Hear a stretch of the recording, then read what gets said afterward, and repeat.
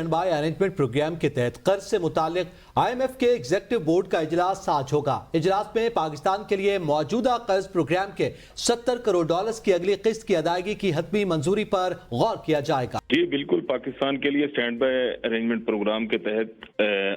IMF का जो इजलास है पाकिस्तान के कर्ज की मंजूरी के लिए आज वाशिंगटन में होना है और एग्जीक्यूटिव बोर्ड से पाकिस्तान के लिए 70 करोड़ डॉलर की अगली किस्त की मंजूरी का इम्कान है और 3 अरब डॉलर के स्टैंड बाय अरेंजमेंट प्रोग्राम के तहत अगली किस्त की मंजूरी इस इजलास में दी जाएगी। पहले इक़्तिसादी जायजे की तकमील पर 15 नवंबर को पाकिस्तान और IMF के दरमियान जो है वो मुआहदा था, स्टाफ लेवल आ गया और पाकिस्तान को कर्ज से 2 अरब डॉलर पहले ही मिल चुके हैं, जबकि IMF से 70 करोड़ डॉलर मिलने से जारी करदा रकम जो है वो 1.9 अरब डॉलर हो जाएगी। पाकिस्तान को 70 करोड़ डॉलर की किस्त मंजूरी की सूरत में 13 जनवरी तक मिल जाएगी और प्रोग्राम के तहत आखिरी किस्त के लिए मुज़ाकरात फरवरी के आखिरी हफ्ते में होंगे और दूसरे एक साथ जायजा मुज़ाकरात के तहत 1.1 डॉलर की फराहमी के लिए जायजा होगा। जी।